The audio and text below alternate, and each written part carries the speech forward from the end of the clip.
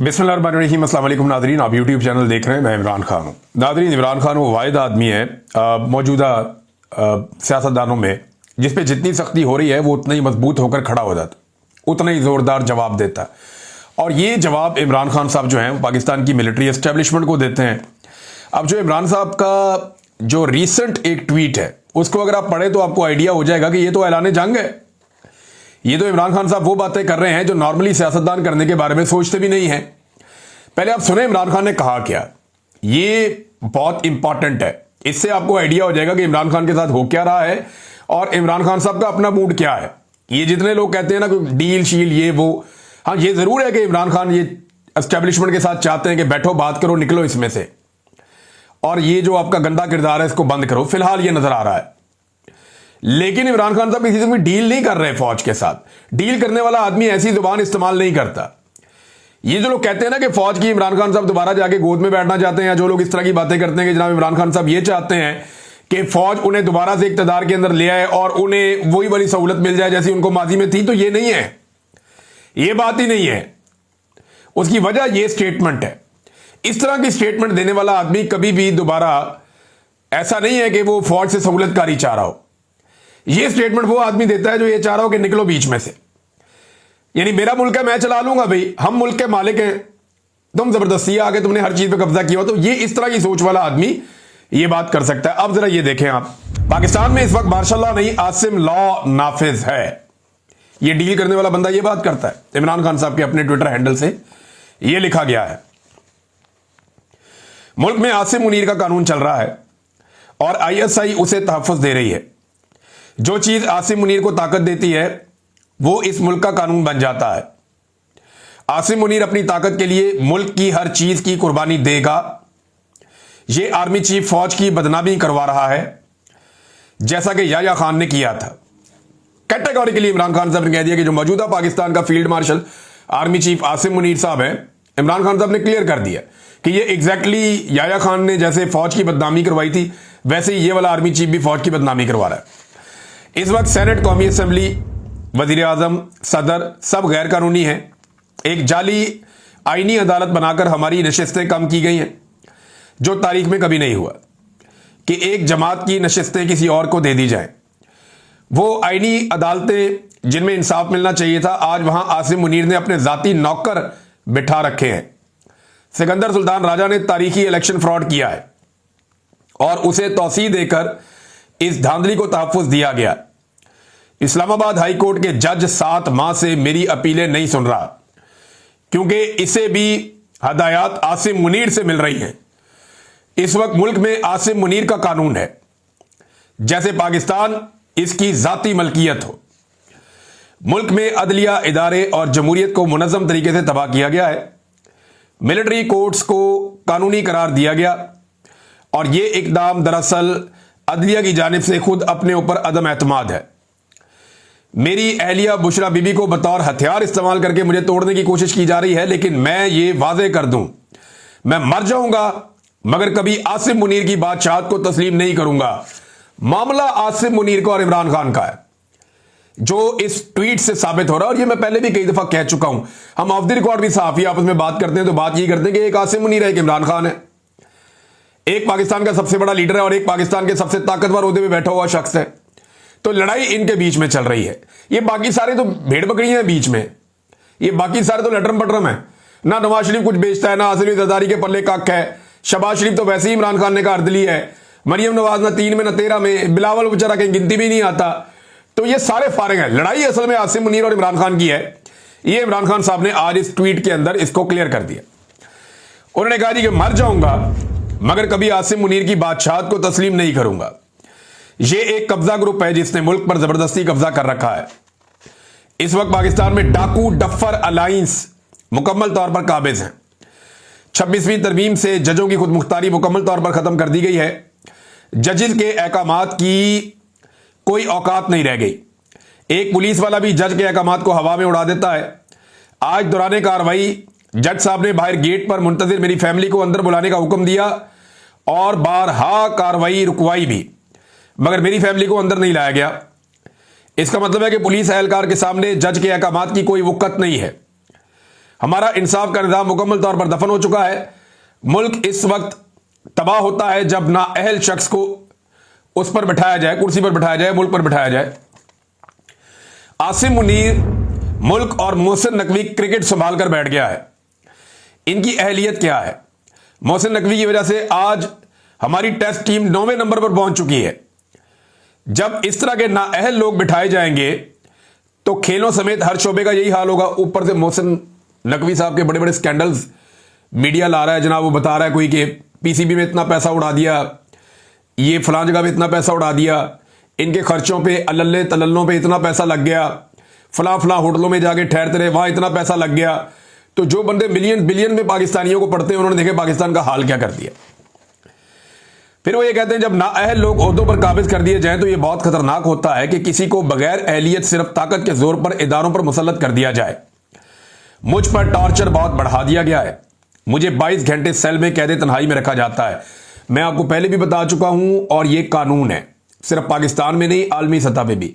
अगर किसी को कैद तन्हाई में डाला जाता है तो ये अदालत के अहकामात पे हो सकता है, क्योंकि कैद तन्हाई आज खुद एक सजा है। तनहा किसी बंदे को या कैदी को रखना ये एक बड़ी खौफनाक सजा होती है और ये सजा किसी अदालत के हुक्म के बगैर नहीं दी जा सकती, जो अदालत की इंफॉर्मेशन से बाहर इमरान खान साहब को दी जा रही है। वो ये कहते हैं कि 22 घंटे मुझे सेल में कैद तन्हाई में रखा जाता है, किताबें नहीं दी जा रही, हालात हादरा से बेखबर रखने के लिए ना ही अखबार दिया जा रहा है और ना ही टीवी देखने की इजाजत है। यह ना सिर्फ मकामी बल्कि आलमी इंसानी हकूक की बदतरीन पामाली है। आज जज के हुक्म पर 3 घंटे के बाद फकत एक किताब मुझे मुहैया की गई है, जबकि मेरी फैमिली ने गुज़िश्ता 1.5 माह के दौरान कम से कम 2 दर्जन किताबें भिजवाई हैं। जब से जेल सुपरिटेंडेंट गफूर अंजुम आया है, मुझ पर टॉर्चर बहुत बढ़ा दिया गया है। यह तमाम टॉर्चर इसकी सरबराही में किया जा रहा है। हम पाकिस्तान में अमन चाहते हैं। पाकिस्तान में इस वक्त जो भी अमन के साथ खड़ा है, अमन मार्च कर रहा है, हमें इसके साथ भरपूर यकजहती दिखानी चाहिए। आज 7 माह हो गए मुझे अपने बच्चों से बात नहीं करने दी गई है।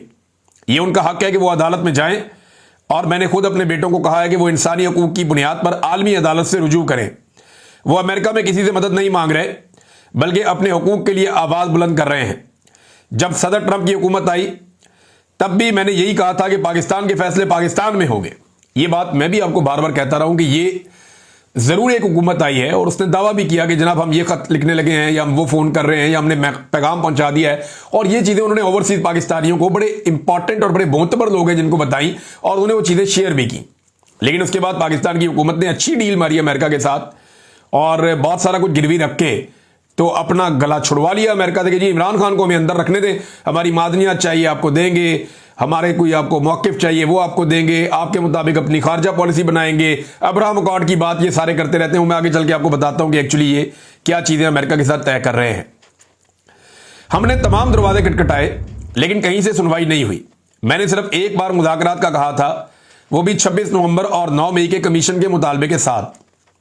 26 नवंबर को निहत्ती अवाम पर गोलियां चलाने के पीछे आसिम मुनीर है। मैं आज फिर वादे कर रहा हूं कि अब बातचीत की कोई गुंजाइश नहीं है, क्योंकि यह गिरोह पूरा निजाम हथिया चुका है।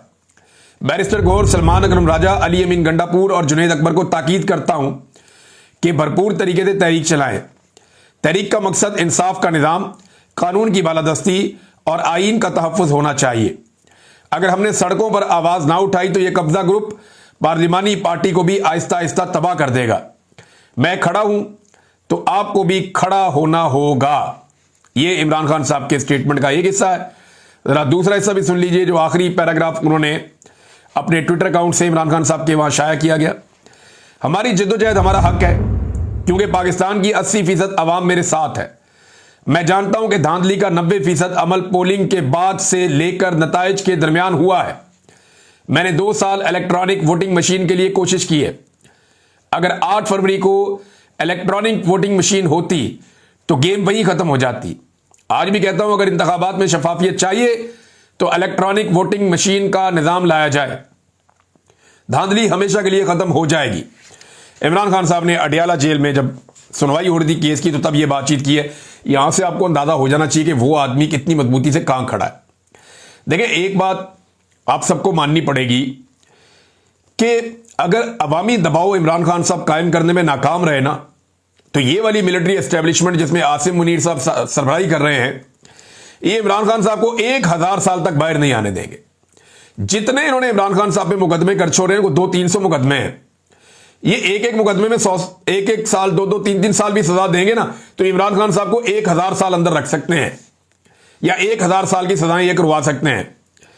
जितने भी मुकदमे इमरान खान साहब के ऊपर किए गए हैं, 26वीं आईनी तरमीम से पहले मुझे भी और पाकिस्तानियों को भी कुछ उम्मीद थी इस निजाम के अंदर कि इंसाफ मिलने की सूरत में इमरान खान साहब बाहर आ जाएंगे। अब वो उम्मीद तो होगी 0-0, उम्मीद तो होगी खत्म कि इमरान खान साहब इंसाफ मिलने की सूरत में या अदालतों से इंसाफ मिलने में बाहर आएंगे। अब जब वो उम्मीद खत्म हो गई तो बाकी क्या रह गया? सिर्फ अवाम की ताकत। जब अवाम खड़ी होगी तब इमरान खान बाहर आएगा।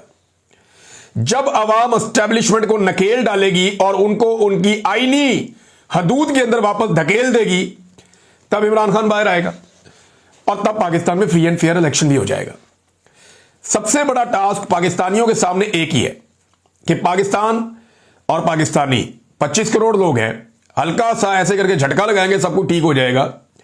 पाकिस्तानी फैसला करें और फैसला करके पाकिस्तान की मिलिट्री एस्टेब्लिशमेंट को देंगे ना। एमक्यूएम को शिकवा किससे है? मिलिट्री एस्टेब्लिशमेंट से। नून लीग को आजकल वो गोद में बैठे हुए हैं, लेकिन वो भी अपनी तबाही के लिए मिलिट्री एस्टेब्लिशमेंट को जिम्मेदार कहते हैं। पीपल्स पार्टी जो है वो जुल्फिकार जी भुट्टो के कत्ल से लेकर बेनजीर भुट्टो की शहादत तक, और आज तक वो ये कहती है कि जी मिलिट्री एस्टेब्लिशमेंट ने किया जो किया। बादशाह खान से लेकर आज तक एएनपी मिलिट्री एस्टेब्लिशमेंट को सारे मसाइल का जिम्मेदार समझती है। ये सिर्फ मौलवियों की थोड़ी बहुत जमातें अगर आप बीच में से निकाल दें तो बाकी सारे तो एस्टेब्लिशमेंट के खिलाफ हैं। जितनी अवामी पॉलिटिकल पार्टीज हैं पाकिस्तान में बड़ी, पीटीआई समेत, ये सारे तो एंटी एस्टेब्लिशमेंट है। अंदर से तो इनके अंदर ये सोच है कि इन्होंने हमें तबाह किया, यहां तक पहुंचा दिया है। आज सियासतदान की पाकिस्तान में इज्जत कोई नहीं है, सिर्फ एक ही इदारा है जो डंडे के साथ पूरे मुल्क को चला रहा है। तो ये जो एस्टेब्लिशमेंट है, इसको अवाम एक दफा फैसला करे और इसको दीवार के साथ लगा के इसकी आईनी हुदूद में भेज दे, तो याद रखिएगा पाकिस्तान चल जाएगा। फिर इमरान खान भी छूट जाएगा, वरना नहीं। और इस वक्त मैं आपको बताता हूं अभी क्या हो रहा है। इस वक्त 27वीं आईनी तरमीम पर बहुत तेजी से काम हो रहा है। मेरे सोर्स ने मुझे जो इंफॉर्मेशन दी उसके मुताबिक ये धड़ाधड़ उसके अंदर चीजें तब्दील कर रहे हैं, और बहुत सारे ऐसे मामलात जो माजी में फौज के पूरी तरह से कंट्रोल में नहीं रहे, या एस्टेब्लिशमेंट की गिरफ्त कहीं पे किसी जगह पे कोई नरम थी, तो वो पूरी गिरफ्त में लेने के लिए एक शिकंजा कसा जा रहा है 27वीं आईनी तरमीम के जरिए से। जो एक कानूनी दिमाग है उन्हें बिठाया गया है। हुकूमत को इसकी अली बे का भी नहीं पता, ना नवाज शरीफ को पता है, ना जरदारी को पता है, ना बिलावल मरियम, कोई नहीं। शहबाज शरीफ तो वैसे ही नहीं बेचारा, ये इनको पता ही कुछ नहीं है कि 27वीं आईनी तरमीम का ड्राफ्ट कहां तैयार हो रहा है और उस ड्राफ्ट के अंदर कौन सी नई चीजें शामिल हो रही हैं, कौन कौन से आइन और कानून की धज्जियां उसके अंदर उड़ा दी जाएंगी, कौन कौन सी चीजें तब्दील कर दी जाएंगी 27वीं आईनी तरमीम में। ये इनको कुछ पता नहीं है। इन्हें लाकर ड्राफ्ट दिया जाएगा और देखा जाएगा जनाब ये ड्राफ्ट है, इसको आप 27वीं आईनी तरमीम में ये कर दें, पास करवा दें। तो 27वीं आईनी तरमीम के बाद जो है वो मार्शल लॉ प्लस हो जाएगा इस मुल्क में। बल्कि इमरान खान साहब तो कहते हैं कि ये फील्ड मार्शल से इसको मंसूब करते हैं कि ये आसिम लॉ है पाकिस्तान में, ये कोई मार्शल लॉ भी नहीं है, ये उससे भी आगे मार्शल लॉ प्लस की कोई चीज है। अब नाजरीन, मईशत पर कुछ झूठ बोले गए हैं पाकिस्तान में, इसको जरा आज क्लियर कर देते हैं। मैं ये चीज आपके सामने रखने लगा हूं, और ये आदादो शुमार जो है ये सरकारी है, लेकिन जो चीजें अब मैं आपको बताऊंगा, जो लोग कहते हैं ना पाकिस्तान ना दिवालिया हुआ ना होने जा रहा है, देखिए पाकिस्तान जो है वो इसके दिवालिया होने की खबरें आई 2023 में, 2022 में ऐसा सच नहीं थी। 2023 में पाकिस्तान के दिवालिया होने की खबरें ज्यादा आई जब हुकूमत थी शहबाज शरीफ की और आर्मी चीफ बन गए थे आसिम मुनीर साहब। तो फिर पाकिस्तान के दिवालिया होने की खबरें आई, और ये खबरें सबसे पहले और सबसे जोरदार तरीके से ख्वाजा आसिफ साहब ने बताई। उन्होंने कहा जी कि पाकिस्तान जो है वो दिवालिया हो नहीं रहा बल्कि दिवालिया हो चुका है। पूरी इन्होंने कोशिश की कि ये दिवालियापन इमरान खान साहब के खाते में डाल दिया, लेकिन अल्लाह ताला बड़ा बेनियाद है, उसने मदद की और इनके अपने अंदर से गवाहियां आना शुरू हो गई सरकारी आदाद शुमार के मुताबिक कि इमरान खान के दौर में जो कौमी खजाने के अंदर पैसा पड़ा हुआ था वो पाकिस्तान का पैसा था, और वो पाकिस्तान के पास लगभग 16 अरब डॉलर पाकिस्तान के अपने रिजर्व के अंदर पड़े हुए थे। और उस दौर में किसी किस्म का कोई पाकिस्तान डिफॉल्ट होने नहीं जा रहा था। रेमिटेंसेस लगातार बढ़ रही थी, आईटी सेक्टर में पाकिस्तान आगे जा रहा था, रिकॉर्ड पाकिस्तान के अंदर प्रोडक्शन हो रही थी, एक्सपोर्ट्स लगातार पाकिस्तान की बढ़ रही थी, पाकिस्तान में सियाहत जो है उसके अंदर तरक्की हो रही थी, और इमरान खान साहब दुनिया के साथ बेहतर ताल्लुकात बना रहे थे। पेट्रोल की और डॉलर की कीमतें कुछ हद तक कंट्रोल थी, और काफी कंट्रोल था। आलमी मंडी में बहुत महंगा हो गया था पेट्रोल, लेकिन इसके बावजूद इमरान खान साहब ने पाकिस्तान में कंट्रोल करके रखा हुआ था। यह था वो दौर। फिर आसिम मुनीर साहब ने दावा किया जी 1 साल में मईशत ठीक हो जाएगी। फिर इन्होंने कहा जी कि हमने पाकिस्तान को डिफॉल्ट से बचा दिया। कहां गए वो लोग जो कहा करते थे जनाब पाकिस्तान डिफॉल्ट होने जा रहा है? ये बातें की ना आसिम मुनीर साहब ने, लेकिन ये तो ख्वाजा आसिफ आपका बॉस है, उसने ये बात की थी। अब इस वक्त पाकिस्तान के पास जो कौमी खजाने में पैसा पड़ा हुआ, वो पैसा किसका है, ये मैं आपको इस वीलॉग में बताने जा रहा हूं। इससे आपको आइडिया हो जाएगा कि पाकिस्तान इमरान खान के दौर में डिफॉल्ट कर रहा था या अब कर रहा है। और ये अभी झूठ बोल रहे हैं, पाकिस्तान जो है वो बिल्कुल एज पे खड़ा है। पाकिस्तान की मईशत पूरी तरह से तबाह हो चुकी है। ये पूरी सिस्टम, एस्टेब्लिशमेंट, हुकूमत सारे आपसे झूठ बोल रहे हैं।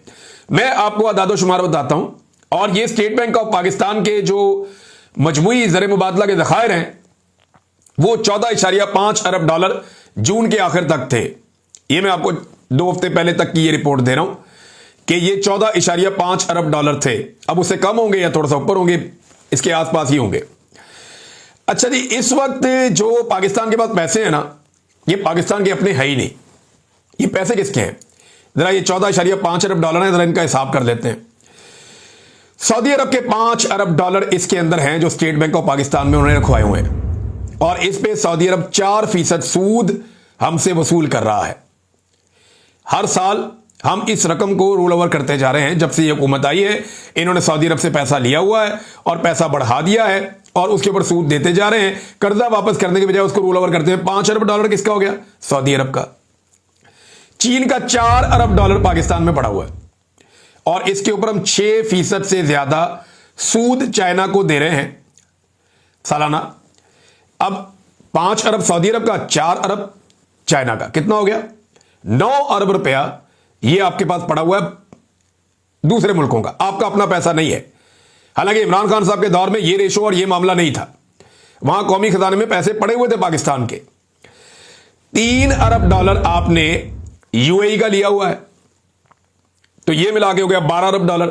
कोई 1 से 1.5 अरब डॉलर आपने इकट्ठा किया हुआ है दूसरे बैंकों से, जो प्राइवेट बैंक हैं बाहर, इन लोगों से आपने पैसा इकट्ठा किया हुआ है, और भारी सूद के ऊपर आपने ये पैसा लिया हुआ है। पता नहीं कौन कौन कमीशन खा रहा होगा इसमें। तो लगभग पाकिस्तान का, चले बहुत कम भी आप लगाएं तो 14.5 अरब डॉलर के जखायर में से लगभग 13 अरब डॉलर के जो जखायर हैं वो पाकिस्तान के अपने पैसे है ही नहीं। वो लोगों से मांग मांग के रखे हुए हैं, कोई सऊदी अरब से, कोई चाइना से, कोई यूएई से, कोई किसी और बैंक से। ये पैसा आपने मांग के रखा हुआ है। 13 अरब डॉलर आपका अपना है ही नहीं 14.5 अरब डॉलर में से। तो क्या पाकिस्तान जैसा एटमी पावर मुल्क सिर्फ 1.5 अरब डॉलर का मालिक है? ये तो इमरान खान साहब के दौर के मुकाबले में 10% भी नहीं है। तो मईशत का इन्होंने कर दिया सत्यानाश। पाकिस्तानी पैसा ले लेकर पाकिस्तान से बाहर भाग रहे हैं। बेशुमार पैसा पाकिस्तान से बाहर शिफ्ट हो चुका है। यूरोप में, अमेरिका में, बर्तानिया में, खलीजी ममालिक में पाकिस्तान का पैसा धड़ाधड़ जा रहा है।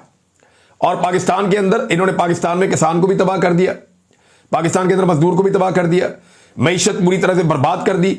ये है वो पूरी कहानी मईशत की, जो ये झूठ बोलकर आपको बताते हैं कि जनाब हमने डिफॉल्ट से बचा दिए। अब ये मुल्क चला कैसे रहे हैं? जाली बिल भिजवा के। हर बंदे से 1 यूनिट के बदले 3 यूनिट के पैसे लेते हैं। ये बेशुमार पैसा आवाम की जेब से निकालते हैं, गैस की मद में, बिजली की मद में, पेट्रोल की मद में, महंगाई की मद में। और महंगाई की मद में आप ये देखें साथ साथ माफिया को भी खिला रहे हैं। ये इक्तदारी माफिया के हवाले कर दिया है इन्होंने। मैं आपको साबित कर देता हूं, पहले चीनी वाला माफिया देख लेना आप। चीनी वाले माफिया की जो कारस्तानी है वो आप देखें, आपको यानी हैरत होती है कि ये मुल्क कैसे, किस तरीके से चलाया जा रहा है, किस तरह के तजर्बे इस मुल्क में किए जा रहे हैं। अगर चीनी का मामला देखें तो पहले जनाब चीनी एक्सपोर्ट कर दी और कहा गया जी चीनी बहुत ज्यादा होगी, हम एक्सपोर्ट कर रहे हैं, बाहर भेज देते हैं। अब कहते हैं चीनी कम हो गई, इसलिए चीनी की कीमत 205 रुपए किलो होगी, अब चीनी बाहर से मंगवा लेते हैं। और इस बीच में जो माफिया है उसने चीनी स्टोर करके अवाम की जेबों पे बेशुमार डाका डाल दिया। अरबों रुपए उन्होंने अवाम की जेब से निकाल लिया। और फिर फाइनली क्या कर रहे हैं, चीनी को मंगवा रहे हैं नवंबर में, जिस वक्त किसान ने अपना गन्ना बेचना है, जब नवंबर में चीनी आएगी, माफिया उस चीनी के साथ खेलेगा और किसान का गन्ना जो है वो टके टोकरी हो जाएगा। किसान को एक मरतबा फिर इन्होंने दफन करने का फैसला कर लिया है। और साथ ही अगर आप देखें कि इस वक्त तेल के साथ क्या हो रहा, आलमी मंडी में लगातार जो तेल है, ये खाने के तेल की बात कर रहा हूं मैं, कुकिंग ऑयल, इसकी प्राइस आलमी मंडी में लगातार नीचे जा रही है, हत्ता के 24% तक नीचे चली गई है। लेकिन पाकिस्तान में यह कीमत नीचे नहीं जा रही। पाकिस्तान में यह कीमत 4.5% तक मजीद बढ़ गई है। 24% ये लगा लें, 5% वो लगा लें, लगभग 30% का पाकिस्तानियों को चूना लग रहा है। अब ये 30% का चूना कितना है, जरा आप ये देख लें कि सार्फिन से 1 लीटर के ऊपर 150 रुपए से 170 रुपए इजाफी वसूल किए जा रहे हैं। आप जो भी घी या ये कुकिंग ऑयल खरीदते हैं, आपको इसके ऊपर इजाफी पैसे पे करने पड़ते हैं, फी किलो के ऊपर या फी लीटर के ऊपर 150 से 170 रुपए। ये जनाब पाकिस्तान के साथ माफिया ने कंट्रोल किया हुआ है पूरे के पूरे मुल्क को। और इनकी सोच कैसी है, अजीबोगरीबी सोच है। यानी जिस वक्त मगरबी दुनिया फलस्तीन को तस्लीम करने की बातें कर रही है, फ्रांस से खबर आ रही है मैक्रोन जो है वो हो सकता है कि सितंबर के महीने में जब यूनाइटेड नेशन का इजलास हो तो वो वहां पे ऐलान कर दे, और ये खबरें वहां से आ रही हैं कि वो फलस्तीन को तस्लीम कर रहे हैं। जब दुनिया गजा के मसाइल के ऊपर परेशान है, उस वक्त पाकिस्तान के वुज़रा जो हैं वो बड़ी ढिठाई के साथ टीवी चैनल्स के ऊपर बैठकर अब्राहम अकॉर्ड के बारे में गर्दाने कर रहे हैं। अब अब्राहम अकॉर्ड क्या है, मैं आपको पहले भी बता चुका हूं कि अब्राहम अकॉर्ड का मतलब है कि इसराइल को तस्लीम करना। अंदाजा कीजिए आप, दुनिया को फलस्तीन की फिक्र है, दुनिया को गजा के शहरियों की फिक्र है, और पाकिस्तान को अब्राहम अकॉर्ड की फिक्र है।